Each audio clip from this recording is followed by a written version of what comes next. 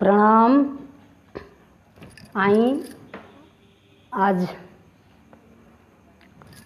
आखिर के पेज पे लाइव हो रहल बा। संस्कार सागर लेके आइल बनी और वह बीच में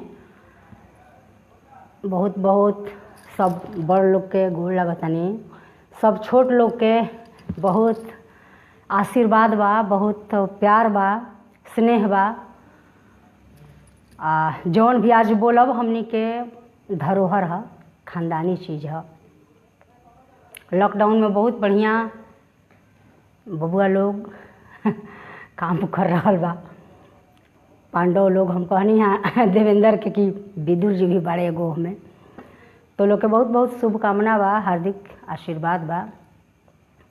गा के बताई कभी जरूरत पड़ल था। अभी जौना खातिर हमरा के बुलावल गइल बा वो हम लेके हाजिर बानी। तो फिर से एक बार सब कोई के प्रणाम स्नेह। विषय बा आज के जन्म संस्कार। तो जन्म संस्कार में हमनी के पहले तो जब लड़का पेट में आवेला तो सबसे पहले अभी तो गोद भराई ओकरा के कहल जाला। गोद भराई के गीत शहर में तो उत्सव होला, डीजे वगैरह बाज गईल, लेकिन गांव में हमनी के देखले बनी। हम जब छोट रहनी तो हमारे वो अम्मा के सहेली रहली चंद्रकला पांडे, यूपी के अम्मा, दोनों मिल के ये लोग कभी ना कभी हमेशा कुछ ना कुछ करते रहते रहे लोग।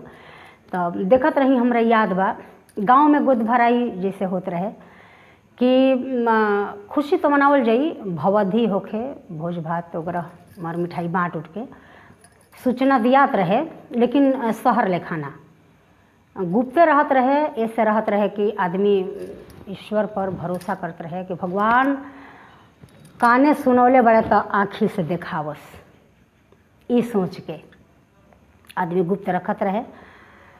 आ उ गोद भराई के गीत जौन बा तवन डीजे उजे ना बजत रहे गाँव में।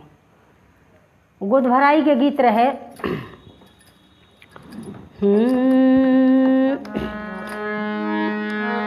कि हम मधुबन बागल सदा फल खाए के, हम मधुबन बाग लगवनी सदा फल खाए के, हम मधुबन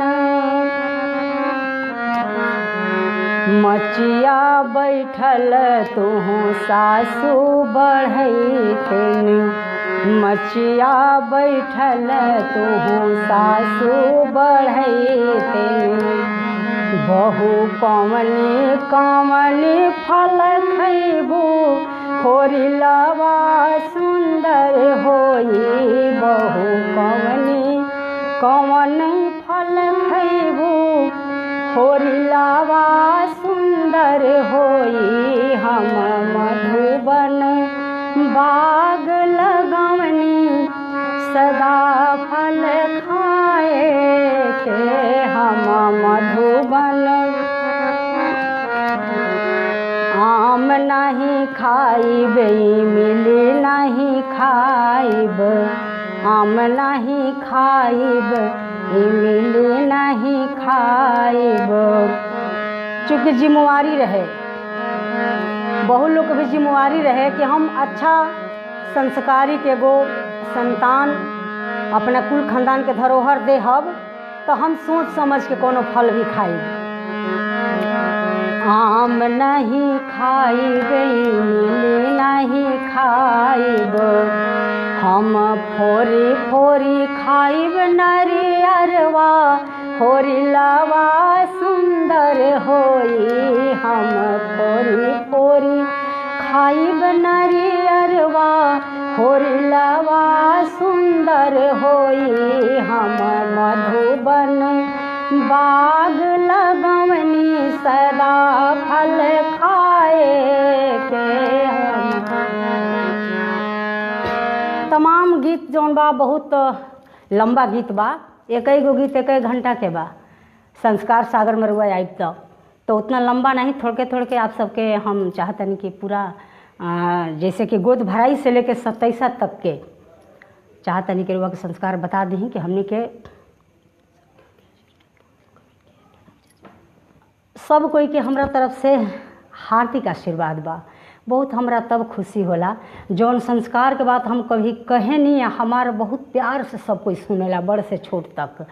आप ही लोग खातिर तो हम बचा के रखले बनी धरोहर, एकरा जकरा जरूरत बा उ ले ले वो संसार सागर में से लोक धुन रक्षण न्यास के वाल पे बड़ुए, आ जब जकरा जरूरत हुई हम परोसब। तो ई बा कल्पना बा मन में, ससुर भी सोचता रहे, भसुर भी सोचता रहे, देवर भी कि हम बाग बगीचा लगौले बनी, हमारे घरे आवे वाला संतान बहुत बढ़िया होखे, यशस्वी होखे। बहु लोग को भी ऐसने रहे, सास पतोह के बात रहे। आ दूसर का गीत हमने के जौन बड़ुआ उहो कल्पना बा एक तरह से हमने के यहाँ गवाला, लेकिन एह ढंग के उ गीत जैसे सोहर लड़का भैला पे लोग गावेला, चूँकि गोद भराई के रस्म गांव में बहुत कम होत रहे, शहर में होखेला गोद भराई, हमने के यहाँ तो ना होखेला। गांव में कोई कोई करेला, कहीं कहीं तो छुपाइए के करेला, ऐसे ही कोनो शुभ संकेत बा, समाचार बा, लेकिन डर रहे सब कोई के कि जैसे कान सुन ले बनी आँख से देखी। तो दूसर का गीत बढ़िया कि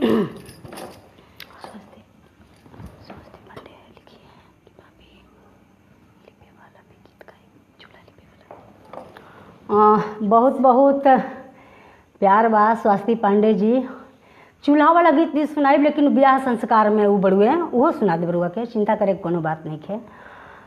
वो तो फेसबुक पर बढ़ल ही बात सुनल ही बनी, सुनाई फिर से सुना दे। आजो हम रुआ के लिपे वाला गीत सुनाइब, आ उ लिपे वाला गीत सुनाइब जौन हमारा रुआ बीच के है, रुआ हमरा के भाभी कहे नहीं तो हमरा रुआ बीच के बात है।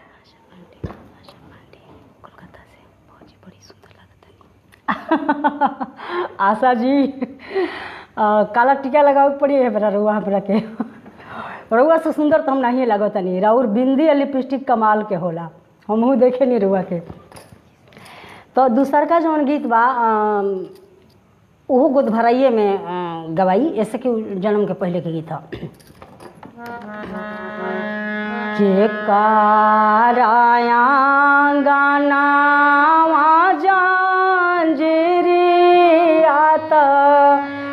हर झाहर करे हो लाल के कर बहु आगर भसेत मने मने हुला सेली चीते चीते बिहा से हो लाल आहो लाल के कर बहु आगर भसेत मने मने हुला सेली चीते चीते बिहा से हो लाल मोरा पीछू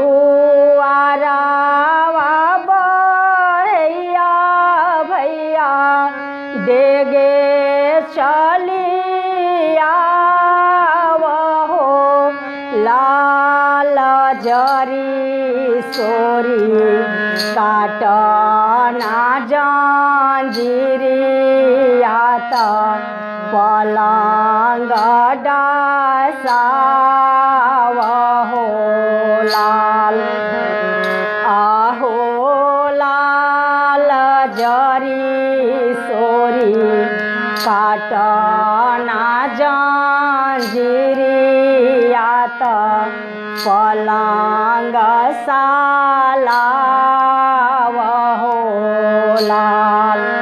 एक गीत में कल्पना बा, क्या लड़का भी भइल नहीं के, लड़का पेट में बा, कल्पना ही बा कि एक और सुती है कामना देवा, एक और कामना देई हो लाल बिचावा में सूते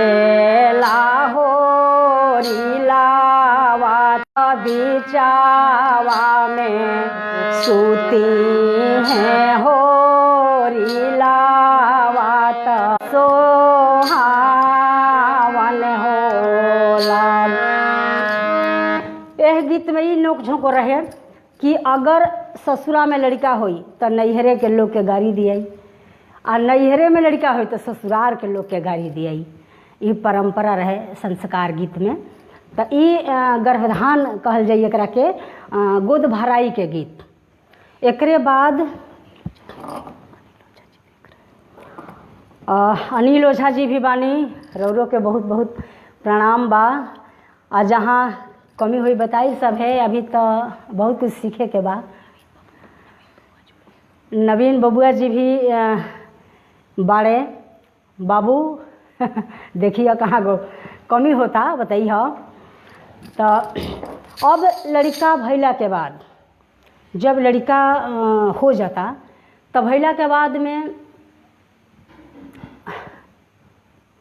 हमने के यहाँ बोलाहटा जाला गोतनी लोग के। अब बोलाहटा जाला सबसे पहिल का गीत जौन बा 3 जगह के देखले बानी, यूपी बिहार में। तो यूपी में बिहार में जौन भी गीत बा, जैसे छपरा सिवान गोपालगंज तरफ शंकर जी के गीत से शुरुआत होला। कुंदन कुमार जी पूछतनी कि कहाँ से बानी तो बोकारो, अभी फ़िलहाल बोकारो से हम बानी। ऐसे बिहार के ही हमहू हैं, बोकारो से बानी अभी। यूपी बिहार में जौन बात निमिया के दाढ़ी हमने के आरा में गवाला। आरा में निमिया के दाढ़ी से कोनो शुभ काम के शुरुआत होखेला। छपरा सिवान गोपालगंज में उ गीत गवाला जवन शंकर जी के बा। और मगह साइड में, बिहार में ही मगह में सोन के किनारे सुनती रहा लोग, जैसे मैके भी हमार ओनिए है। तो सुनती रहा लोग मगह में राम जी के गीत से शुरुआत करेला हमने के यहाँ। चाहत दुदुलन बताई कि छपरा सिवान के जौन गीत है कि गाई के गोबरे महादेव आंगना लिपाई, गाज मोतिया हो महादेव चौका पुराई। सुनिए शिव शिव के दोहाई, सुनिए शिव शिव के दोहाई। इस सिवान में हमने के यहाँ गवाला निमिया की डाढ़ी मैया लावेली लोरावा की झूली झूल, मैया मोरी गावेली गीत की झूली झूल। सातो बहिनी गावेली गीत की झूली झूल। लता झूलता मैया के लागली पियसिया की चली भैली, मैया मलहोरी आयावा सखी चली भैली। ये गीत हमने के यहाँ गवाला आरा में। आ इहे गावत गावत आदमी कतनो दूर काली माई के मंदिर रहे ओइजा आदमी पहुँच जाई। एकरे के गावत गावत इतना लंबा गीत बा, कभी जरूरत पड़ी तो विस्तार से सुनाई।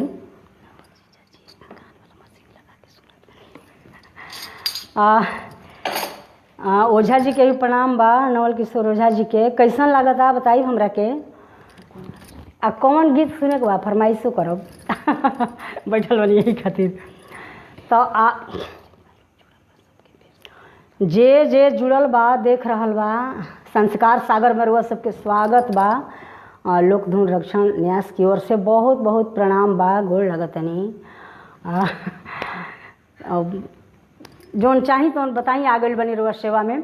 मगह में ई तो भइल आरा के छपरा सिवान गोपालगंज के गीत कोनो शुभ काम करे के पहले। आ हमनी के यहाँ मगह में जौन बा बनारस साइड में भी मगह में भी सोनतिरहा क्षेत्र में राम जी के गीत सबसे पहले राम जी के गीत गवाला कि कोई को से बसेला नगर अयोध्या, कोई को से बसे परे आग जी, कोई को से बसेला शहर बनारस, जहाँ बसे राम कुंवर जी, जहाँ बसे राम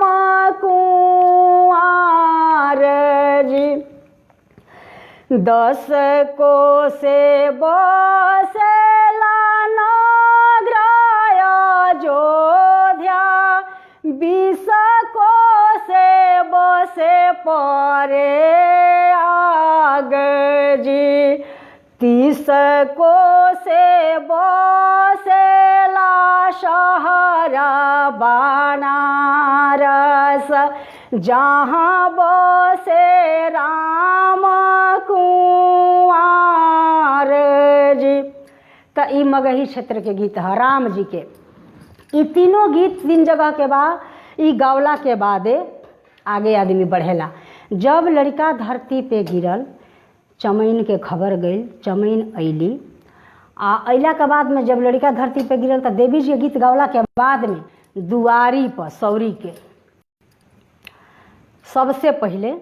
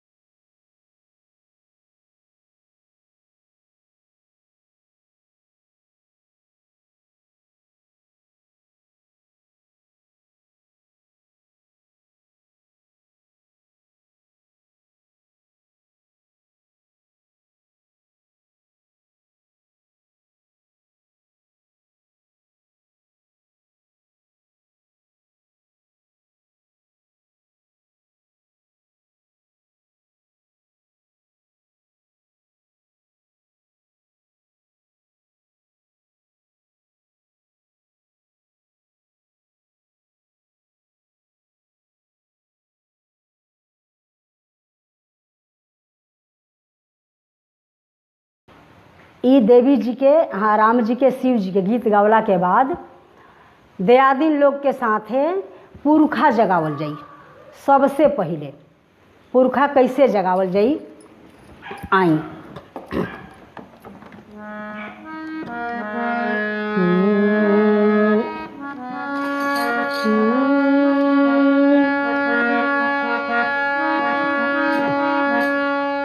आंगना में कुइया खाना आइला, पियरा माटी होला, लसौरी के धुइया कैसे खिले पुरखा हमरो आनंद सुहोलाल। आहो लाल सौरी के धुइया कैसे खिले पुरखा हमरो आनंद सुहोलाल। सरागा में नेवतिला बाबा लोग संग ही में आजी लोग होला, रौरा घरे बंसहारा बढ़ला, मिली के आशीषा दी हो लाल। आहो लाल रौरा घरे बंसहारा बढ़ला, मिली के आशीषा दी हो लाल।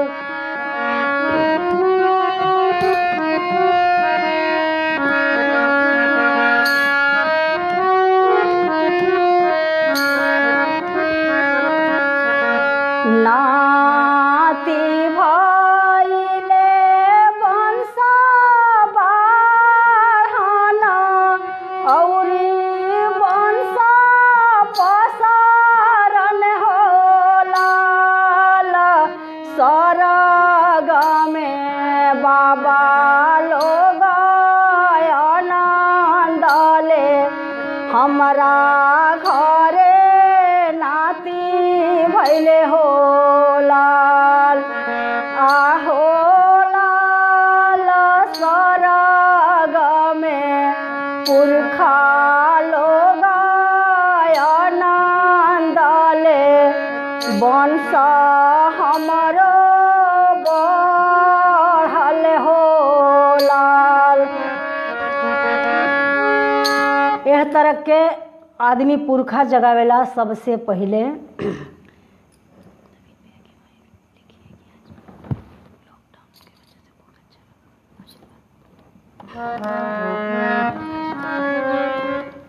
सुनीता बहुत बहुत आशीर्वाद बा बाबू।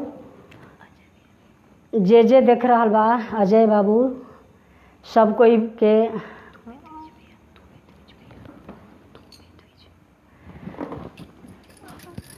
दुबे द्विज जी, बाबू के भी बहुत धन्यवाद।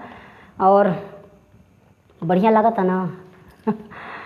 नाती हो गई, पूर्वज लोग के चल गई नेवता, ओकरा बाद में सोहर बा। अब इस सोहर के बाद चमैन आवतिया, ओकरा के बुलाहट जाता, चमैन आवतिया आ नार उर काटी। नार कटला के बाद में एगो हमनी के औरी विध होला, खुद हमरो भइल बा।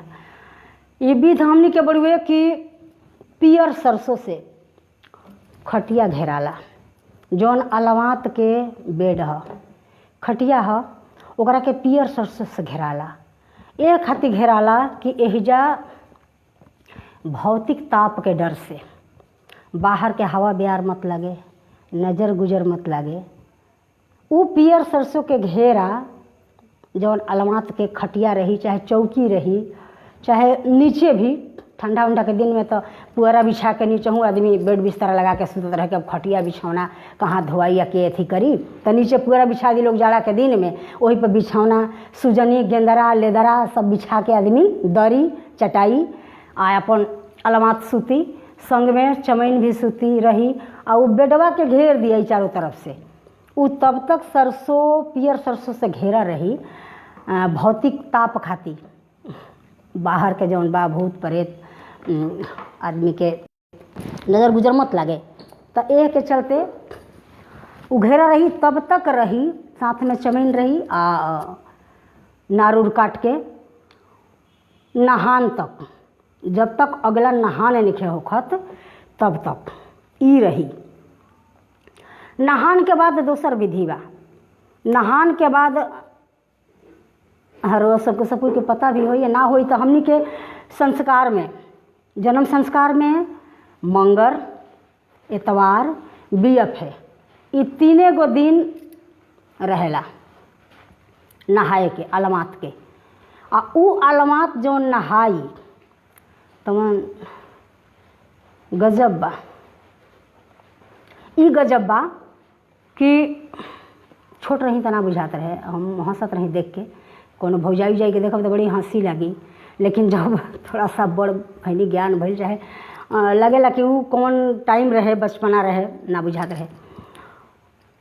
एगो तो जब आदमी यहाँ से जाला तो उतनी घड़ी एकदम निर्वस्त्र आदमी नहाला स्नान करेला, आ एगो जब बच्चा आवेला एकदम निर्वस्त्र, कोई वस्त्र देह पर ना रह जाला, ऊपर से पानी गर्म करके रखा रही, गोतनी दे आदि लोग डाल दी हैं।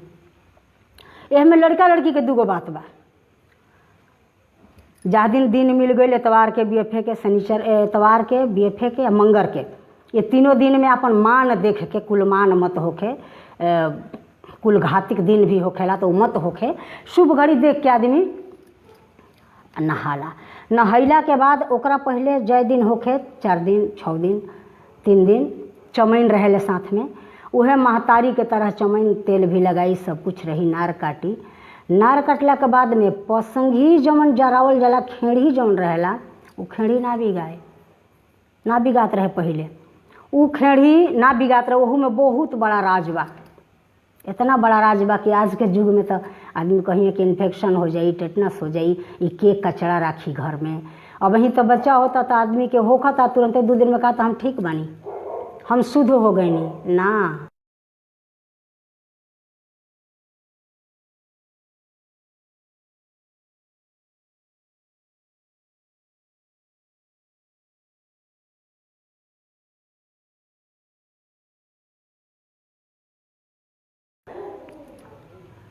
सरसों के भी बहुत सारा गीत बा। अबटन के गीत लोग सुनौले हो, कब हम झिल्ली उली झाड़ के अबटन लगा के समत में डलले रहनी तो वो गीत रोज सुनले हो। कब एहिजा जवन खटिया में घेराला ना, खटिया जवन घेराला तो ओकरो गीत बड़ुए, ओकरो गीत बा सरसों के कि कहवा में उपजेला पियर सरिसोए राम, कहवा में उपजेला लाल रंग तोरिया, अरे कहवा में उपजेला लाल रंग तोरिया। स्पेशल रोपाला जौन पियरका तोरी बा वो बाहर जल्दी ना रोपाए, घरे में रोपेला, काहे कि ओकर जोग जंतर होखेला। उनकर ओह सरसों के जे भी देखा था बड़ लोग, द्विज जी के अम्मा जी देख रहल बानी, मैया देख रहल बानी, रुआ लोग के गोड़ लगतनी, हम प्रणाम करतनी। बड़ लोग के आशीर्वाद के हमरा भी ज़रूरत बा, आशीर्वाद दें कि हम सफल होखी। अभी बहुत कुछ हमरा सीखे के बा क्षेत्र में। तो ए ढंग के सरसों के खेत बा, ससुर के खेत में बा, भसुर के खेत में बा, के काट के ले आई, ओकर पहरा पड़त रहे कि केहू कुछ फेंक मत देबे, काहे कि उहो सही खेत में से आई है तब ओकर यूज होत रहे। जब बच्चा पेट में रही चाहे शादी ब्याह भइला के बाद में आदमी सोच के उ तोरी के राखत रहे, तेल पेरवा के राखी, पियर सरसों के बचा के राखी, ओकर बहुत काम बड़ुए। बताई और विस्तार से धीरे धीरे, अभी बहुत लंबा विषय बा, हमरा 27 तक के बात बतावे के बा। देवेंद्र बाबू के सब जना के फरमाइश बा कि विषय बा यहाँ तक से बोले के। और भी बहुत नहैला के बाद जब गोतनी लोग अइहें नहवा दीहें तो नहान के दिना ढकनी रही नया, ओहमें आग रही आ सरसों रही, मिर्चा रही, लड़का के भी नहवावल जाई एकदम निर्वस्त्र और औरत के भी नहवावल जाई निर्वस्त्र। नहवावला के बाद में केहू देखी केहू नाहियो देखी, जल्दी से आदमी अंदर में ले जाई कि नज़र गुजर मत लगे, केहू टोके मत कि लड़का घरे में हो गई। अलवात इतना बढ़िया बिया, स्वस्थ बिया, तो एक तरह के बड़ा डर रहे आ प्रेम भी रहे। प्रेम भी रहे कि सब काम धंधा छोड़ के आदमी दौड़ल जाए कि आज नहा न हो, आज तो कनुआ के देखबे करब, जाए लंगटे नहाइते बार देखे के होई, ऐसे तो भेटाई न, बड़ा घूघ तनले रही। अच्छा लड़का हो तो और खुशी रही, पूरा उमंग रही। तो उ नहैला के बाद में चमैन चल जाई। चमैन जब घर में जाई तो उ सब तिवारी जी बतौली हो कब, श्री डॉक्टर रामनारायण तिवारी जी बहुत विस्तार से बतौले बानी। वो चमैन कपड़ा आपन खोल दी आ घर के आदमी के कपड़ा लेके जाई, लड़का हो तो 3-4 गो साड़ी ओकरा मिल जाई। खुद हमरा कि हमरा के करे खातिर हमरा बच्चा भई रहन सता आई रही तब पे सर्व चमैन, तो पूरा उनका के साड़ी उड़ी दियाए। नयका तो अलग रही, पुरन को 4-5 गो उनका हो जात रहे आ जौन जौन कहिए तौन भाई देवे के पड़त रहे। तिवारी सर बड़ा विस्तार से बतौलहूँ बानी। तो हमनी के लोक परंपरा में जौन जौन विधि बा, हम अधिकतर लोक परंपरा के ही बात बताई, चूँकि गाँव के हम जानत तनिया बड़ा बढ़िया लागत रहे, उहे हमनी के आपन खानदानी संस्कार हो। और केहू जहाँ भी बा, देश होके विदेश होके, हमेशा हमार संदेश रहेला कि आपन सभ्यता, आपन संस्कृति, आपन संस्कार गर्जीवन के बतावे के चाही, बच्चन के बताई। जे नइखे मानत ओकरा के मनवाई, सब बात मानत लोग तो इहो मानो लोग। ये हमनी के खानदानी चीज़ है, एकरा बिना हमनी के अधूरा बानी जा। हमनी के एहिजे से शुरुआत बा। अरे जन्म मरण तो निश्चित बा ना, तो जब जन्म बढ़ू है तो जन्म के बाद जाने के चाहिए सब ना। तो चमैन चल जाई छठी हार के बाद में, छठी हुई ओह दिना सौरी लिपाई के भी गीत बा। सौरी लिपाई के गीत बड़ुए, सौरी जब ननद लिपी हैं, ओकरा पहले भी एगो और गीत बड़ुए कि जब बच्चा के दर्द होता पता चल जाला, अलमात के पता चल जाला कि आज हमारा बच्चा हो जाई, तो ओकरा पता चली तो ऊ सास से ननद से प्रार्थना करतिया, हिमचिया बैठल रौरे सासू सरबे गुने आगरी हो, सासू जी आजू मोरा होरिला जनमी है, देहु ना घरवा बन सहार हो। एगो घर रहत रहे जौन छुलछन होत रहे, ओह घर में सब कोई के लड़का होई आ उ लड़का जिंदा रह जाई, मराछ ना होत रहे, बाँचत रहे उ लड़का। ऐसे ओके घर के नाम रहे बन शहर घर। तो उ प्रार्थना करत रही, मांगत रही, रिक्वेस्ट करत रही, अब मनावत रही सास के, गोतनी के, ननद के। तो सास कहली ननद से, ननद बड़ी दुलारी रही, उनका से कहली के बुचिया मांगत या बन शहर घर, पतो मांगत तरी का करी। ननद अली उनसे बड़का बोल बड़ी है, इनकर बाबूजी को उठावल ह का, भैया के छवावल ह। ननद ऐसा ही टेढ़ होला, हमरो ननद बड़ी टेढ़ रही, बाकी बढ़िया बड़ी अच्छा बड़ी टेढ़ियाई जरूरी है, ये सब जगह पे बड़ा खलेला। तो जब बनशहर घर मांगत रही तो कहली ननद की किसी पुली खेलता तू नाना बिसार बेगुने आगर हो, ननद आजू मोरे होरिला जनमी है, देहुना घर बनशहर हो। कल की किया तारा बाबा के छावावल हउए, भैया के उठावल हो, भौजी आखिर तू बेटिए बियबू लेहू ना घरवा गोठहू लहो। भौजी आखिर तू तो बेटिए बियबू लेहू ना घरवा भूसहुल हो।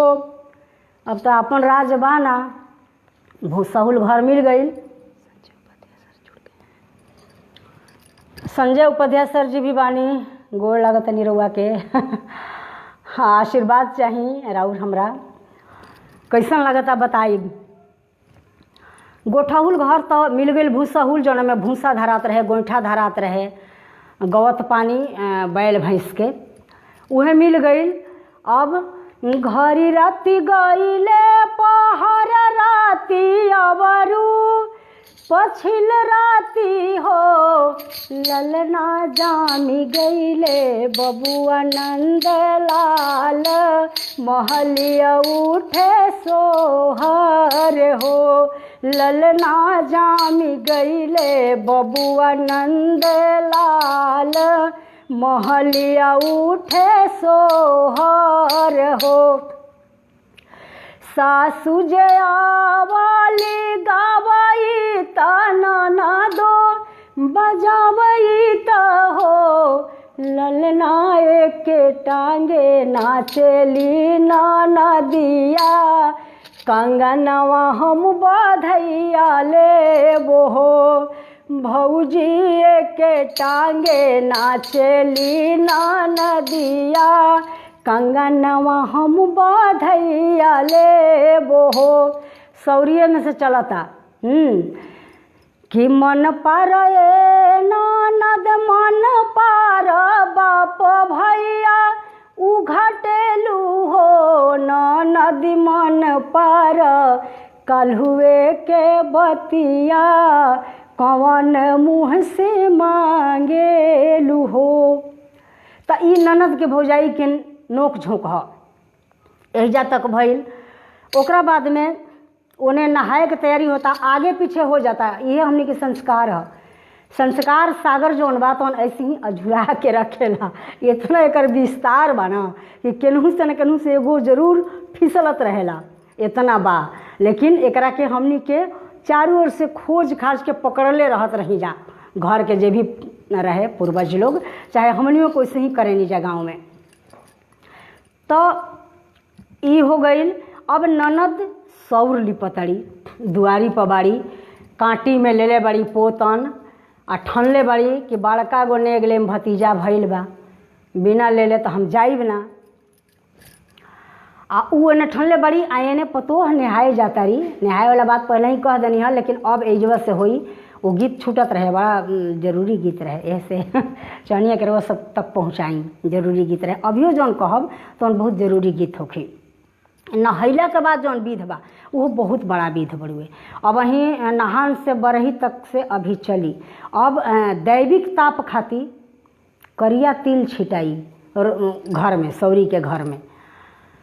आ पसघी जौन बा तवन यही बीच में छठिहार बरही आ बच्चा भइल तहिला से नेहान से लेकर के यही बीच में उपसंगी के जला दिहल जाई आ जला के उनका के समाप्त कर दिहल जाई। ओकरो बहुत बड़ा विस्तार बा, ओकरो के बताइब हम कि का ओकर बड़ुए। तो ननद ओने अलगे ठाना तरी, एने पतोह जब जाती है नहाए तो गोतनी जुटा तरी, पानी गरमा के रखल बा। आ सौरी लिपतरी ननद कि दूर ही देसावा से ननदिया आइली ठाड़ भइली सौरी के दुआरिया हो रिलावा के नेग हम लेबो हो बाबुलावा के नेग हम लेबो हो। हमरो जे बाबा हो बड़ खुश भइले दे देले बुढ़िया भैंसी हो भतीजावा के नेग हम लेबो हो सौरीली पाइने गले बो राहे ही बाटे भैंस। कहे कि ससुरती रही, ससुरा से आई रही स्पेशल सौर लिपे खाती कि राहे ही बाटे भैंस छेरत गईली गोबरों के सुख नाही जननी हो भतीजावा के नेग हम लेबो हो होरी लावा के नेग हम। ऐसे ही सब कोई थक गई, भैया साड़ी देले फाटले दे देले, भौजाई बड़ी खुश भैली, एकदम लहकले हलुआ दे देली जीभे पर कि जीभ निकालो पर दे दे तनी हलुआ बड़ा नेग ले बाइल बड़ू लेवे खातिर तो जीभ पर दे देली, फोड़ा पड़ गई जीभ पर। अब लेके अपन बेचारी का करस गईली ओने एने। अब नहाए जातिया अलवात, नहाए जब जातिया तो पहले के संस्कार में बड़ा लिहाज रहत रहे, केहू बड़ जेठ के सामने ना जात रहे घर के अंदर, सब कोई सूत पर जाई, रात में चोरी छुपे आदमी जाए आ दलान पर लोग सुतत रहे, सास के पते ना रहे। अब सास के मने मने उहे हो रहल बा।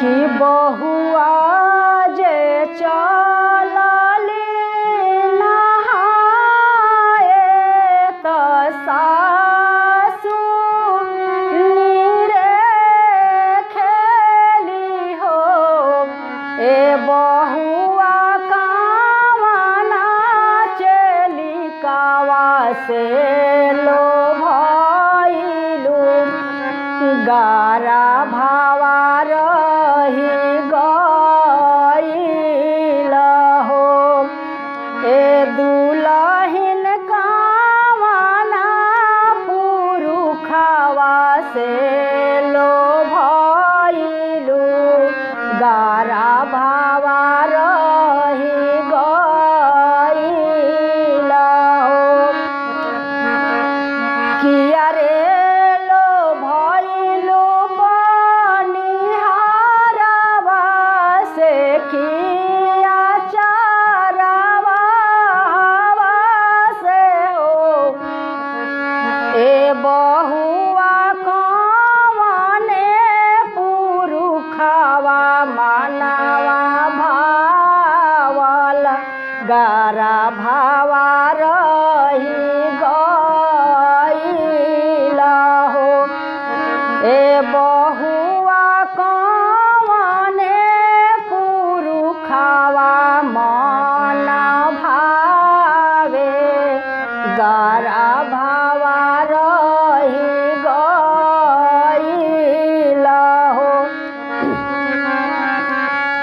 अब तो समाज के बीच में कैसे कहल जाओ आ नइखे कहत तब विदाई बा कि माघही मास के चौठिया तो ओही दिन माथा मिसानी हो ए सासूजी भावरा सरी खेरा जाइले गारा भावा रही गईल हो ए आमाजी भावरा सरी खेरा जाइले गारा भावा रही गईल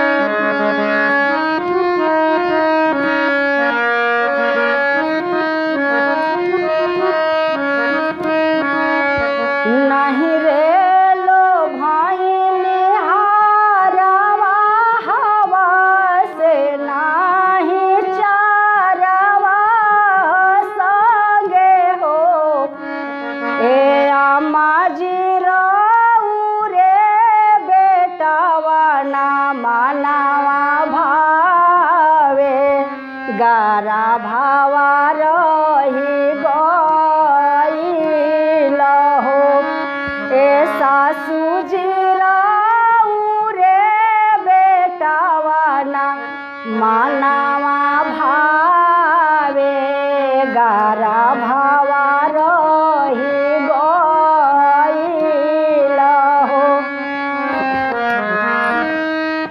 तई सासू जी के जवाब रहे, सासू जी खातिर सासू जी के मन में रहे कि अरे लइका हमर अइबे ना कइल, लइका हो कैसे गइल, बेटा तो हमर दुआर पर सुतेला हैं, ई जरूर चालबाज बाड़ी, बड़ी तेज बाड़ी, पढ़ल लिखल बाड़ी, ई बहुत तेज बाड़ी। ऐसा पहले के संस्कार रहे, एह ढंग से रहत रहे। आ बहुत दीर्घायु पुत्र होते रहे लोग, लड़का होते रहे, जवन आज के लेखा अल्प आयु ना होते रहे। शिष्टाचार रहे, संस्कार रहे, शर्म रहे, आदमी भरोसा करते रहे शास्त्र पर। एह ढंग से यहाँ तक आइल। नेहैला के बाद में वो जवन छिपा उपा बाजेला अलामत के मुँह में जवाइन दे दिया नहवैला के बाद, काहे कि खांसी सर्दी मत होखे। अभी बहुत सारा बात रहेला, महीना 100 महीना तक आदमी अशुद्धता अवस्था में रहेला, 9 महीना के जौन सफाई रहेला, कचरा रहेला, महिला लोग समझत हो कि तो उस सफाई के वजह से गर्म पानी आदमी पिएला, अलामत भारी ना उठावे, बहुत तरह के सेवा सत्कार होत रहेला। छठी के नहान के बाद नहा के आ उ जवन ढकनी में आग रहेला ओकरो पर लाल मरचा पियर सरसों से ऊँच के आ नजर गुजर जरावल जाला, ओकरा के लात से मार के फोड़ के आ आगे बढ़ेली अलामत, घर में जाली। आ घर में गईला के बाद में अभी सौरिये बड़ुए गईला के बाद अब काजर जोर पड़ाई, अब छठी उठी हुई तो नेहान रहे, नेहान के बाद में सौरी लिपा गई। अंदर गईला के बाद में काजर उजर पारे के भी विध बा, ननद काजर पारा तारी, खान पान के बड़ुए, लड़का तो हो गई। बहुत सारा गीत बा कि अब निकले के नहीं खे, करे के नहीं खे, अब ननद के प्रति होता ऐसहू ना कहला कि काम भइल दुख बिसरल। तो अब लड़का तो हो गई बढ़िया से, अब ननद भौजाई के नोक झोंक बा, आई हमनी के संस्कार में आवेला। ई जकरा घरे ना होई, ननद ना होई तो अच्छा ना लगे। एगो ठनगन करे वाला आदमी चाही के हो, जवन मांगे तगादा करके लड़े कि हमार हक होला, हम लेब ना, हम तो हइये लेबे करब, आ देवे के पड़त रहे आदमी के खुशी के माहौल।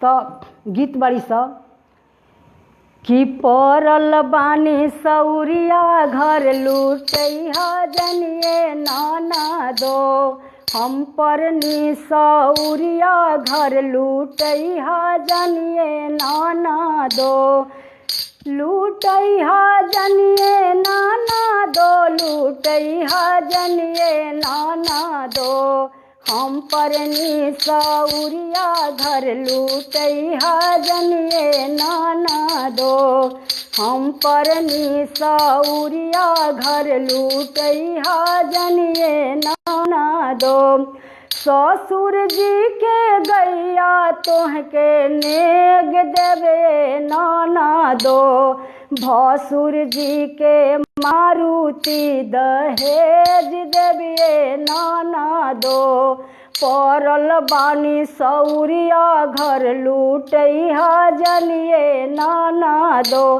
तमाम तरह के रिक्वेस्ट हो रहा बा अंदर से कि दादा हम तो एने बानी, उन्हें का करत होई लोग, पूरा छक चलत होई, ननद सास लोग गोतनी लोग के राज हो गइल बा, परल बानी तो अंदर अंदर पेट फूलता हैं। आ ओकरा बाद चेतावनी भी बा, चेतावनी ई बा कि अगर गड़बड़ कैलू लोग ई बेरा तो अब से तार के बोलैबो ना करब, समझ लिह, आ ना बोलाइब हम अकेले अकेले देख का खाइब, कैसे कैसे करब। कि सुनो राजा हो हम ना केहू के बोलाइब, सुनो राजा हो अब ना केहू के बोलाइब, सुनो राजा हो अब ना केहू के बोलाइब, सौरी के भीतर चूल्हा जराइब, सौरी के भीतर चूल्हा जराइब।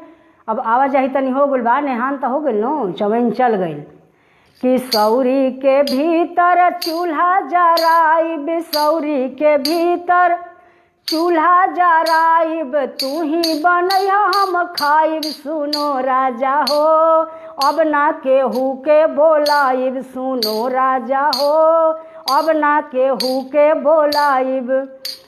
ननदी आई हैं सौर लिपि हैं, ननदी आई हैं सौर लिपि हैं सुनो राजा हो, सौरी ने पाई ने गमगी हैं सुनो राजा हो, सौरी लिपाई ने गमगी हैं सुनो राजा हो। हम ना केहू के बोलाइब सुनो राजा हो, पसंगी पलटी लगाइब सुनो राजा हो, हम ना केहू के बोलाइब। भीतर चूल्हा नहीं हो जरी तका हो, दुआरी पर बोरसी जरत नु, पसंगी जरत ना, वही पर लिट्टी लाग जाई, बरही तक काम निकल जाई कि पसंगी पलटी हम लाइब सुनो राजा हो, हम ना ननद के बोलाइब सुनो राजा हो, हम ना केहू के बोलाइब सुनो राजा हो। सासू जी आई हैं देवता जगई हैं, सासू जी आई हैं देवता जगई हैं सुनो राजा हो, देवता जगाई ने गमगी हैं सुनो राजा हो, देवता जगाई ने गमगी हैं सुनो राजा हो, हम ना केहू के बोलाइब। त ई ए ढंग के बड़ुए पसंगी पर लिट्टी लगाइब, बाकी हम सौरी के भीतर चूल्हा जराइब, सोठौरा कुटाई पिसाई सब होई, लेकिन केहू के ना बुलाइब। काहे कि अब तो हो गईल भइले होरी लवा दुखवा बिसरले नाना दो, ससुर जी के गैया बबुआ दूध पीहे नाना दो। कहल आदमी ना कि भइल बियाह हमरे करवा का, छिपा के भात छोड़ खइबा का। तो ई रहे नोक झोंक ननद भौजाई के इस संस्कार में। अब नहैला के बाद अलमात के अब करिया तिल से खटिया घेराई बरही तक, बरही तक जब तक बरही निखे होखा तब तक। आ यही बीच में नहा ली हैं ता दिन नाउन आई, नाउन के आखत त दिएबे करी, खोची कहाला। आ नहान के दिन भी चमैन के खोची आई गोतिहारा से, गांव में जितना लोग के यहाँ बोलाटा जाई सभे जौ गहूम धान चाउर सभे लेके आई। गांव में गृहस्थी में तो पैसा कम रहेला, अनाज ज़्यादा रहेला, सभे लेके आई। नाउन जब नोह काटी तो ऊ जितना आदमी के काटी उतना से रुपया लीही, रुपया भी दियाई आ घरे से ओकरा के खोची दियाई। बेटा होई तो साड़ी कपड़ा भी दियाई, बेटी होई तो खाली खोची पैसा वैसा नोह कटाई ओकर जौन भइल गोड़ रंगी, गोड़ रंग के नाउन अपन जाई। काजर यही में काजर के विध बा, ननद काजर परी हैं, लेकिन करिया तिल जौन बा ऊ तो भौतिक विषय खातिर रहे, भूत प्रेत चुड़ैल ऊ सब खातिर, पिचासिन खातिर पियर तोरी रहे छिटाइल। तो ऊ नहान के बाद ऊ खत्म हो गई, सौरी लिपा गई, सब बिगा उगा गई। पसंगी जौन खेड़ी बात मन ओकरा के जरावल गई। अब नहैला के बाद में पियर जौन करिया तिल जौन बा, तिल जौन खटिया घेराता बेड घेराता, ऊ दैविक ताप खातिर जम के डर रहत रहे।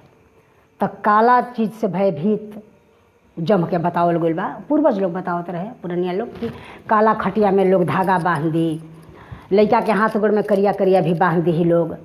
लड़का भैला पे एगो औरी विध रहे, भैला के बाद तुरंत लड़का के बत्ती टार्च लालटेन दिया देखावल जाला, देखावल जात रहल है। काहे खातिर देखावल जात रहे कि लड़का ऐसा ही अथी भई रही, ताकी ना बोली ना, तो देखल जाओ लड़का कैसन बा। जैसे ही बत्ती मुँह पर बड़े अकबका के लड़का ताकत रहन सब पहले के, ई बात रहे। बहुत जगह तो लड़का के कूला भी मुँह से बिगाला, ये से बिगाला ना कि ओके बाहरी चीज़ मत छुए, नष्ट मत होके, मरे उरे मत।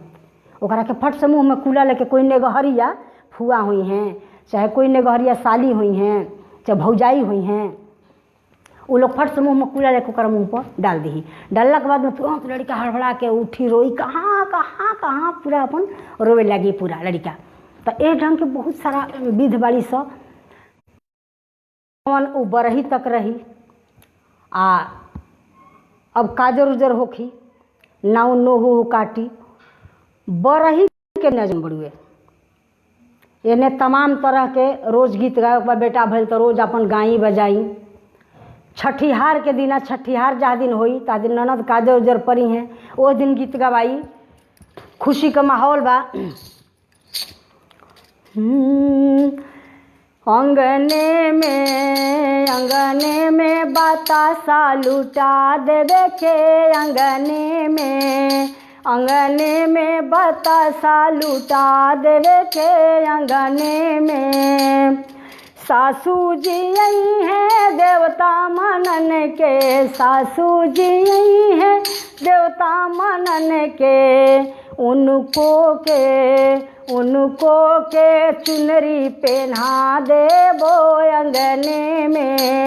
अंगने में बतासा लुटा देबो अंगने में। रसगुल्ला या पेड़ा ना चलत रहे, गांव घर में बतासा शुभ मानल जात रहे। आप महंगा सस्ता के बात ना रहे, ढेर चढ़त रहे। केहू के दूगो बतासा आ फलनवा घरे दू गो बतासा मिलल है, पूरा खुश सब कोई। इतना इतना बतासा आई। जिलेबी जरा घरे बटा गई, सोची कि बहुत बड़ा उत्सव भइल है। पूरा जिलेबी के तो छकाछक हो गई बा, खूब जिलेबी बटाइल है फलनवा के बेटा भइला तो हैं। एमे सब कि गोतिन जी आई हैं हलुआ घाटन के। गोतिन के जगह रहे हलुआ घाटे को, हलुआ बनावत रही, चूँकि रसोईया में उहे रहत रही, उनके ड्यूटी रहे। कि गोतिन जी आई हैं हलुआ घाटन के, उनको के हरवा पहना देबो उनको के हरवा पहना देबो उनको के। अंगने में बतासा लुटा देबो अंगने में। ननद जी आई हैं सौरी लिपन के, ननद जी आई हैं सौरी लिपन के। उनको के हर कंगन पहना देबो उनको के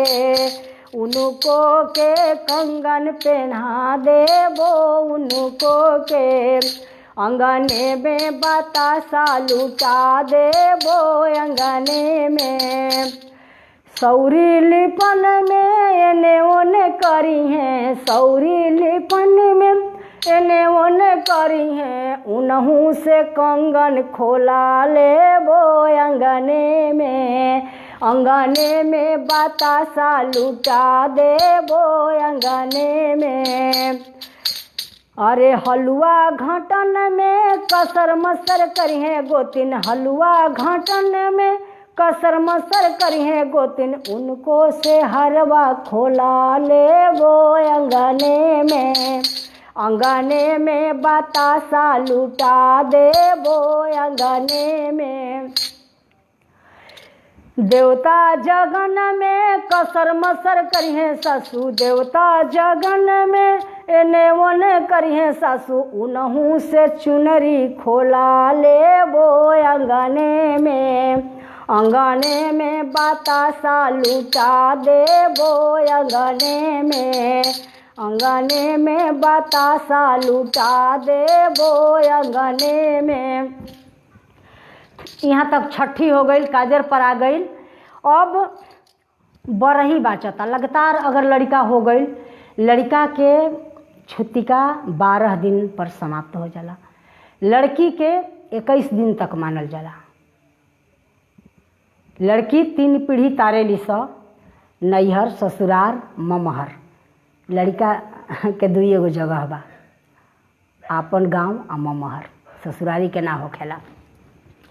शास्त्र में भी हमनी के बड़ुए कि लड़की के 21 दिन, लड़का के 12 दिन। 12 दिन तक गीत गौनाई पूरा चली, सोहर गवाई, खिलौना गवाई, झूमर गवाई, पूरा गीत गौनी रोज अइहें स गइहें स।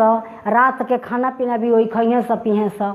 बहुत केहू दूर के बा तो सूत भी जाई वही जे, रत रत गीत गवाई, उत्सव होई पूरा।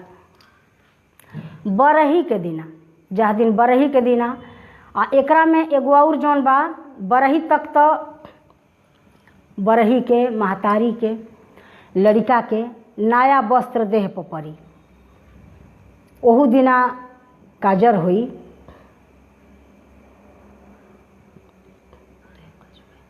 क्या कहता रहे, कुछ कहता रहे।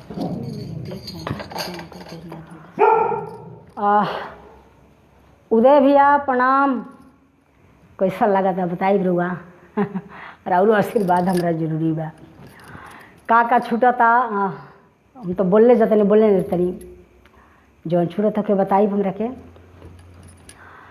तो बरही के दिन में नहा धोआ करके शाम के खाना बनी आ 5 पवनिया ने उताई उस दिना। चमैन, धोबिन, डोम, कहारिन, नाऊ, ई 5 के माने हरियर नेवार नेवता जाई, अंगेया जाई कि आज तू लोग खाए मत बनई है, सब परिवार के खाए जाई। अपना गोतिहारा में भी खाना पीना सब कोई के जाई। कच्ची फुलौरा भात के उस दिना 5 तरह के तरकारी बनी। पालकी के साग जरूर बनी, चाहे लाल साग होके, पालक साग होके, साग शुभ मानल जाला हमनी के संस्कार में। ओकरा बाद में रहुआ कोहड़ा के तरकारी जरूर बनी, बड़ी भात, फुलौरा, कोहड़ा के तरकारी। अब बरही के दिन जौना घर में लइका भई रही, अलवात जौना घर में रही, वो घर में 2 गो गड़ाहा खोनाई, 2 गो गड़ाहा खोनाई आ खोन के आ खाए सबसे पहले जब बनी तो अलमात के दियाई। अलमात के देवे से पहले खाए अलमात के जाई, गोदी में लइका रही, लइका ले ले अलमात जतना चीज़ बनल रही 1 गो गड़ाहा में डाली। हम खुद कैले बनी, हमार बरही घरे भइल बा गाँव में, हम कैले बनी अपना बच्चन में। तो 1 गो गड़ाहा में सब सामग्री खाद्य पदार्थ रही, खाना रही, फुलौरा, बड़ी भात, कढ़ी, तरकारी 5 तरह के। 1 गो गड़ाहा में पानी डाला रही पहले, फिर दूध डलाई आ डाल के असही सामने असही रही दोनों में डाल के। जब तक अलमात के गोदी में लइका रही ओकरा के एके बेरी खाए के बा। उस दिना कह दिए कि तू भर पेट खा लीह, ना तो लइका ललाइल रही। हमेशा लगी भूख लागल बा ना, एगो हो जा एगो कोनो लइका हो जा बे मार रे, एकरा हमेशा कहला लोग कि ललाइल रही, लइका हमेशा भूखाइले रही, ऐसे भर पेट खा ली है एके बेरी। स्थिति उ रहेला कि 12 दिन पहले लइका भइल बा, गोदी में लइका बा, बैठ के तुरंते नीचे ज़मीन पे खाना खाए के बाद सामने उ कोठी जुड़वावल कहाला ओकरा के, जौन धरती में बा। अलमात भर पेट खाई हैं आ पानी उनी पी के उ ओकरा के भर दियल जाई। उ जब तक खाई हैं अलमात नो, तब तक पनिया के तो पते न चली कहाँ चल गई, दूधवा लौकी गड़ाहवा में। ये हम अपने आँखी से देखले बनी, हमरा याद भी बा।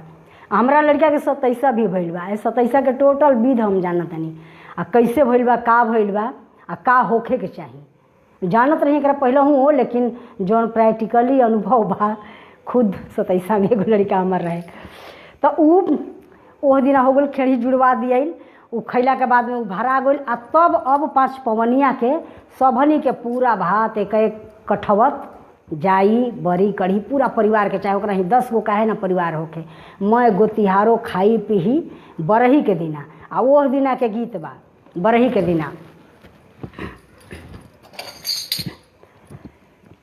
कि 9 करहिया चढ़ाव गोतिनिया जू बरही हा, 9 करहिया चढ़ाव गोतिनिया जू बरही हा, बरही हा जू बरही हा, बरही हा जू बरही हा।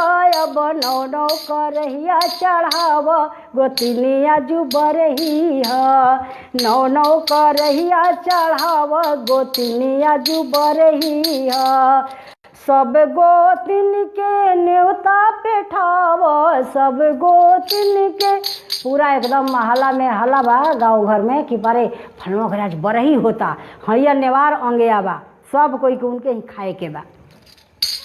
कि सब गोतिन के न्योता पेठाव, अइह अकेला अकेल गोतिनी घरे बरही हा, अह अकेला अकेल गोतिनी घरे बरही नौ नौ करहिया चढ़ाव गोतिनी घरे बरही बाल बच्चा के ताला लगई बाल बच्चा के केहू के संगे नहीं क्या हो क्या अकेले ही आवे के बा आ पूरा हरिया नेवार अंगया बा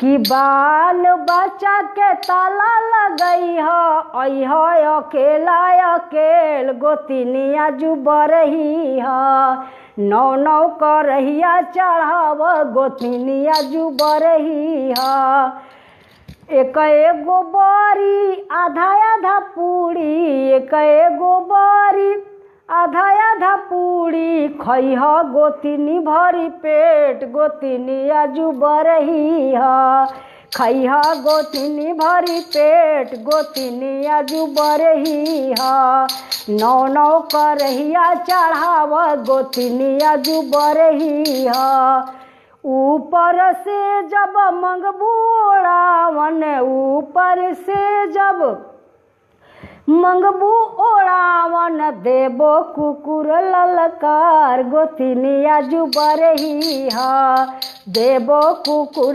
ललकार गोतिनिया जू बरही नौ नौ करहिया चढ़ाव गोतिनिया जू बरही नौ नौ करहिया चढ़ाव गोतिनिया जू बरही बहुत सारा गीत बा तमाम तरह गीत बा गीत तो ओराई ना जितना गीत गवात रहे लड़का भइल ता दिन से लेके 27 तक 27 दिन तक गीत गवात रहे बहुत सारा गीत बा फिर कभी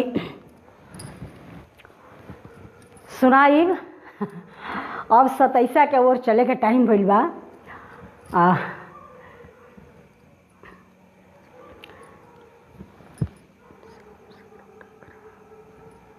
जे देख रहा बा सब कोई के बार बार प्रणाम बा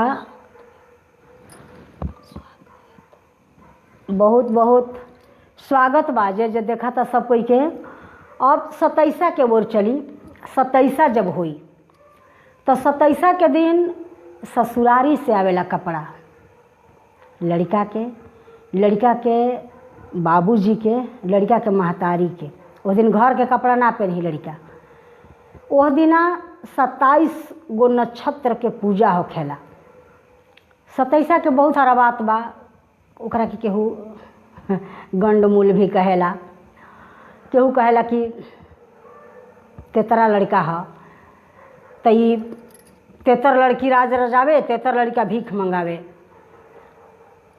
तमाम तरह के बा लोक में जरा जो बुझाई लेकिन 27 एगो नक्षत्र है ओकर विधि बा कंडा रहेला मूंज के ओ कंडा में 27 तरह के बेदी बनी 27 गो कंडा गड़ाई 27 रंग के कपड़ा होई बेदी पर डाल के विधिवत पहले सत्यनारायण भगवान के पूजा हुई ओहू दिन भोज बा भोज जन्म संस्कार में कम से कम जन्म एथी से गोद भराई से लेके आ 27 तक 5 गो भोज बा लोग करत रहे गांव में आज भी होला शहर में भी जे मानता उ करता जरा जरूरत बा जे जानता परिवार लेखा बा उ करता तो उ 27 के दिन भी नहान के दिन एगो भोज रहे तो उ पमनिया ले जाइ हैं चूँकि अशुद्धि बा आ उहे बरही के खाई सब कोई लेकिन छठिहार के दिन जल्दी ना खाई गुतिया नहीं खाई प्रजापनि ले जाइ से खाना पीना लेकिन जल्दी बाहरी लोग ना खाइबे छुतिका में के खाए जाओ आ बेटा के रही तो बरही के दिन लोग खाई पी सभे बेटी के 21 दिन के बाद लोग खाई पी 27 के जौन बात तवन नैहर से कपड़ा आई आ 27 तरह के सब एगो कांटी रही माटी के ओकरा में 27 गो छेद रही चारों तरफ से 2 गो कटोरा रहेला फूलाहा अब नइखे तो केहू स्टीलो के दे देता रुए तम एथी के भी पित्तर के भी दे देता लेकिन असल में फूलाहा कटोरा चाहिए 2 गो रहेला एगो में घी रही एगो में करुआ तेल रही करुआ तेल जह दिन से लड़का हुई तह दिन से 27 तक के जितना गीत उत गावे हैं जा, रोज करुआ तेल आ भाखरा सिंदूर से सबके मांग टिकाई। आ बेटा भई रही तो खुशी रही, गमकौआ तेल ले आवो, आंवरा के तेल ले आवो, हिमताज ले आवो। तो गमकौआ भी ले तो कथा हुई 27 के दिन नेवता जाई सब जगह। आ ओह दिन लड़का मोहर के टोटल कपड़ा पहनी, बरही रही सब बा, लेकिन 27 में लड़का रही तो बाप लड़का के मुँह ना देखी हैं, उनका के ना देखावल जी, खाली महतारी देखी, घर के लोग देखी, बाप ना देखी हैं। बाप पहले बेर 27 के दिना लड़का के मुँह देखी हैं। ओह दिना भी पूरा उत्सव हुई, गाजा बाजा जकरा अपना बा।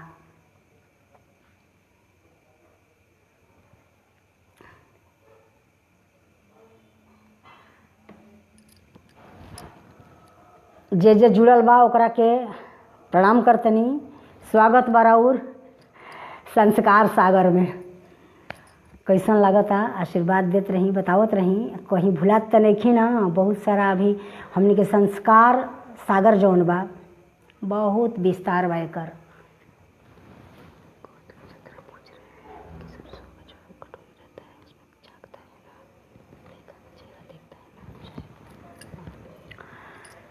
सतैसा के जह दिना उ तेल जौन रही आ घी 2 गो रही आ दोनों रही। आ पहले सत्यनारायण भगवान के पहले 27 हुई, ओकरा बाद में कथा होखी, गरह सरह सब काटे खातिर। कहीं कहीं तो कथा के बाद में 27 होला, आ कहीं कहीं पहले 27 हो जाला तब कथा होखेला। तो खैर आगे चाहे पीछे से कोनो जगह जगह के बात बा। हर एक 3 कोस में भाषा बदल जाला, थोड़ा सा विध व्यवहार भी बदल जाला, थोड़ा सा गीत भी बदल जाला। तो लेकिन हम जहाँ तक महसूस कैले बानी, देखले बानी, तो वो बता रहल बानी आपके। वो दोनों कटोरी में जौन घी व तेल रही ना, लड़कवा के नाउन ले आई, कपड़ा में लपेट के, नया मोजा जूता, लड़का के टोपी, ममहर से कुल्हाई कपड़ा, और लपेट के बाप के कान्हा पर से धर के आ पीछे से नाउन झकाई है, जैसे पीछा से कान्हा पर से ले के आ झकाई वो तेल में आ घी दोनों धई रही कटोरिया ऐसे। तो एक तरफ से ऐसे झकाई, यही मुँह दिखाई ऐसे कि लौकता ना, तो वही मुँह पहले बाप देखी हैं। आ देखला के बाद में गोदी में ली हैं, आ गोदी में ली हैं। गोदी में लेला के बाद ओकर नेग चार कुछ दी हैं, नेग चार दी हैं। आ देला के बाद रउआ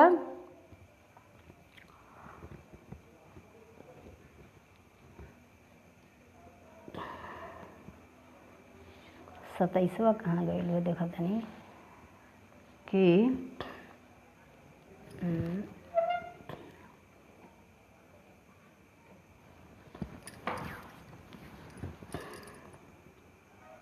पैसा लगी कहाँ गए, डायरी में बा।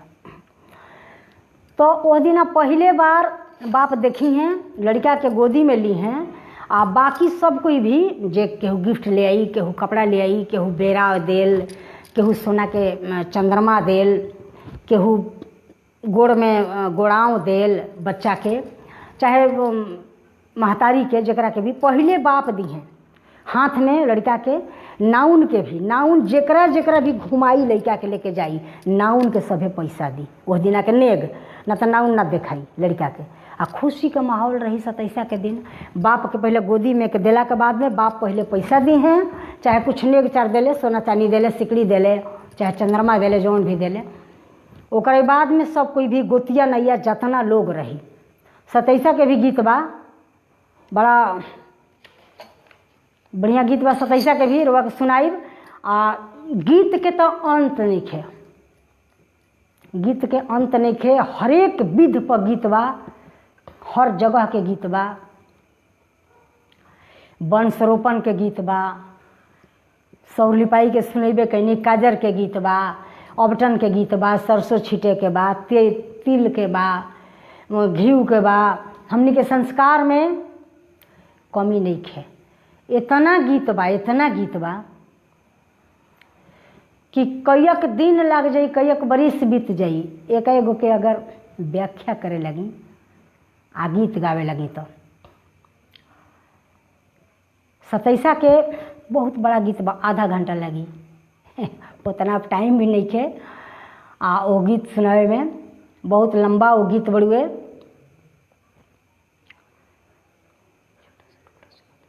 रुआ के एगो हम दोसर छोट गीत सुनाओ तनी, लगातार टाइम भी हो गई बा, थोड़ा सा लेट से भी चालू भइल है टाइम भी हो गई बा, बेसिए चल रहा बड़ुए। ऐसे तो हम रातों भर सुनावत रहब, कोनो हमरा दिक्कत नहीं है, लेकिन जो नियम बताना के उल्लंघन कैल अच्छा ना लगी हमने के संस्कार में। बहुत तरह के गीत बड़ी सब, भगवान श्री कृष्ण के जन्म संबंधी, भगवान राम के जन्म संबंधी। जब अश्वमेध यज्ञ होत रहे तो सीता जी के बुलावे खातिर, चूँकि नारी के बिना सफल ना होके कोनो चीज़, पति पत्नी जब बैठे ले तब कोनो यज्ञ, कोनो उपनयन, कोनो पूजा, कोनो गृह प्रवेश सफल होला। दोनों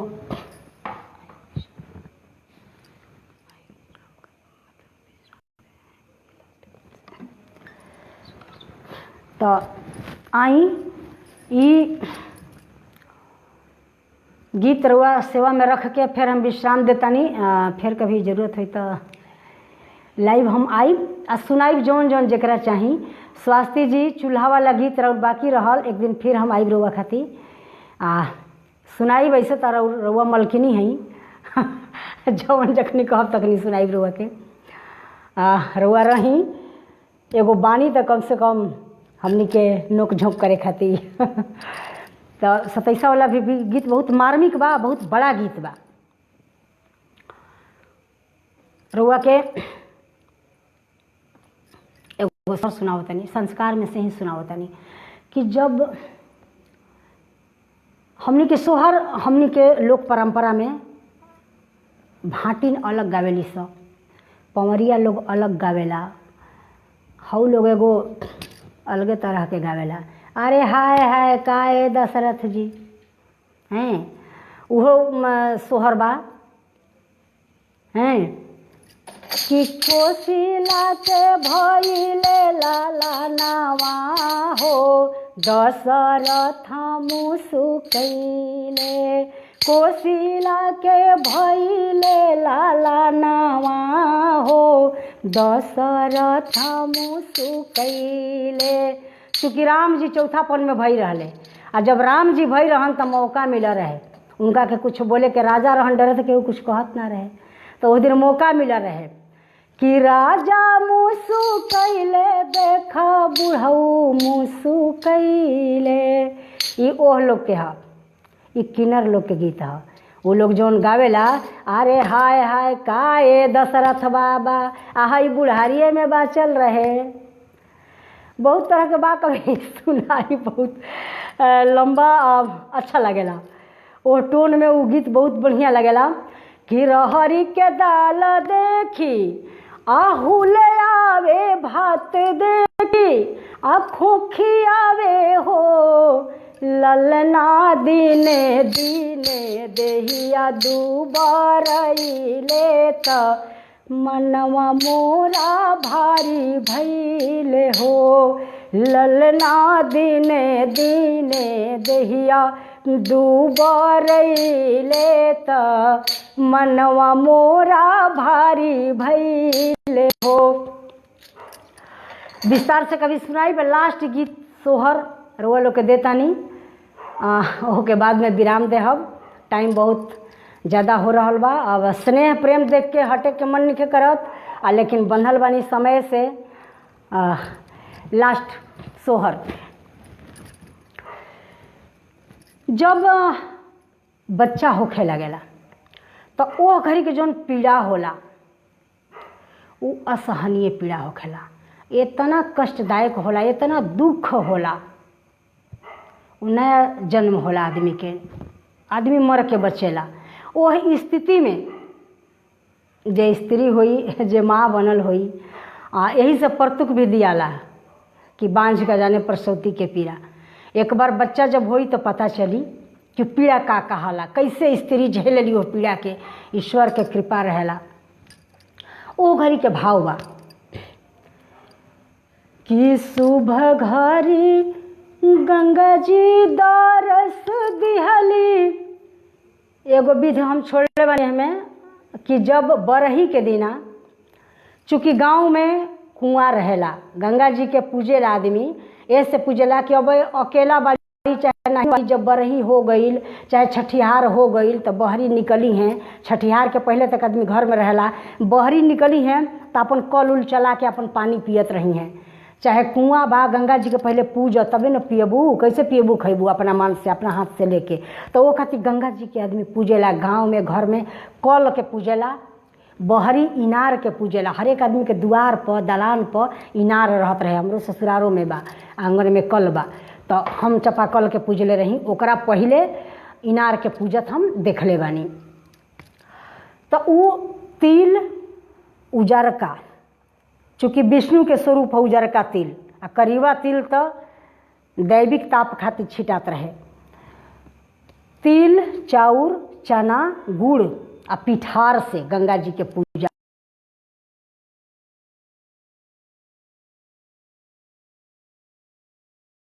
देखा के भाखरा सिंदूर करके आ तब आदमी गंगा जी से परमिशन ली, आदेश ली कि अब हमरा के छोड़े अधिकार दी बरही के दिन।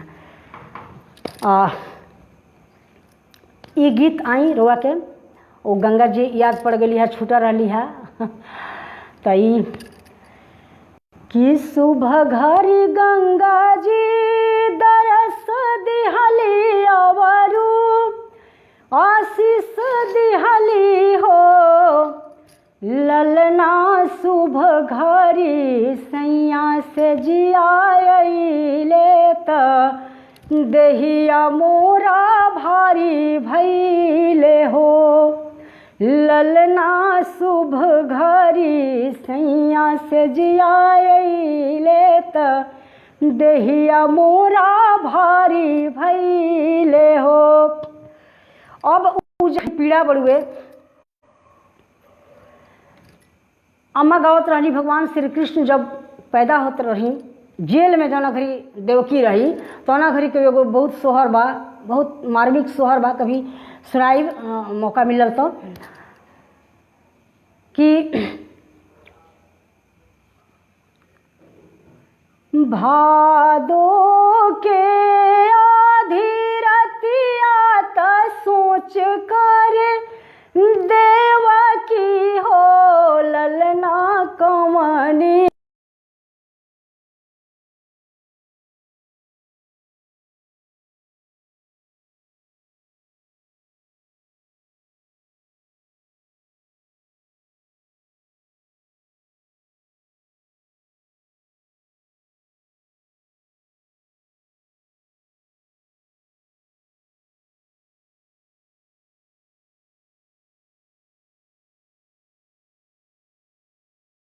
रे हमारिया भी हो है। तो जब पीड़ा हो खता, जना घड़ी धरती पे वंश आवता, तो ना घड़ी आदमी के सबसे छोड़ के सबसे ज़्यादा पति पर गुस्सा हो खेला। सबसे ज़्यादा ऐसे गुस्सा होला कि नीली जूली बनाने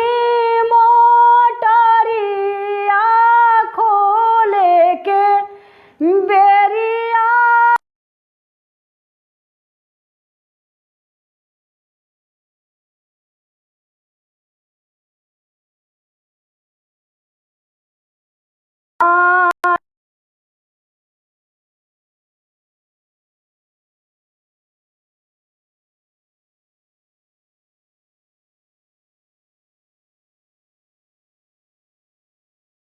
भुइया लोटे लामी लामी के सिया दर देबे आकुल हो। एही घड़ी सैया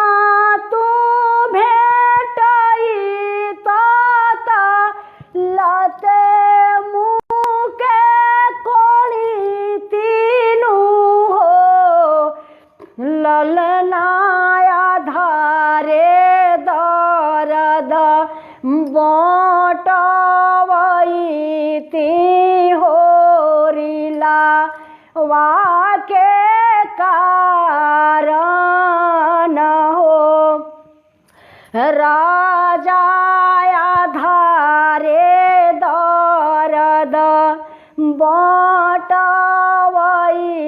ती होरिला वाके कारण हो। तो बहुत बहुत प्रणाम, स्वागत बा राउर। अब चले का टाइम हो गइल बा, लॉकडाउन चल रहल बा। कोरोना खातिर हम कुछ ना कहनी है, सब कोई सावधान रहे। देखा तनी सब कोई अपना अपना बाल से कह रहल बा कुछ ना कुछ। हमरो आग्रह बा सब कोई सुरक्षित रहे, जे जहाँ बा तहाँ। ई त्रेता में तुलसीदास जी रामायण में लिखले बानी कि दैहिक दैविक भौतिक तापा राम राज्य काहू नहीं व्यापा। तो त्रेता में राम जी के राज्य में कोनो ताप ना व्यापत रहे, दैहिक दैविक भौतिक। लेकिन हमनी कई कलयुग में बानी जा, यही जा भी यह बात बा। ई दैविक ताप ह, ई ताप तबे खत्म होई जे सब कोई के प्रणाम, तपस्या, पूजा, व्रत सब अर्पण भगवान के चरण में होई, विष्णु भगवान के यहाँ गैला पे होई। ईश्वर सबके खुश रखस। सावधानी तो जरूरी बा, लेकिन ई दैविक ताप ह। हमरा हिसाब से हम जौन देख रहल बानी कि जौना के दवाई ना होखे, जौन जल्दी कंट्रोल ना होखे, उ दैविक ताप ह। आ ओकरा खातिर हम कहब कि महिषासुर बन के ई कोरोना भारत में आइल, महिषासुर बन के ई कोरोना भारत में आइल। एहो भारत में आइल, एहो भारत में आइल, देशवा हमार गड़बड़ाइल, भारत में आइल। नया साल असो गड़बड़ाइल, भारत में आइल। भारत के जनता छटपटाइल, भारत में आइल। विश्व तबाह करे आइल, भारत में आइल। बहुत बहुत प्रणाम सब कोई के, छोट लोग के आशीर्वाद, बड़ लोग के प्रणाम। डरे के नहीं खे, आइल बा तो जइबे करी, बस हिम्मत नहीं खे हारे के। हिम्मत न हारिए, विसारिए न राम को। बस अपना से सावधानी बरते के बा, जो नियम बा तो के पालन करे के बा। सब कोई के बहुत बहुत धन्यवाद, जे जे देखल सब कोई के प्रणाम। शुभ रात्रि। फिर हम मिलब। जय माता।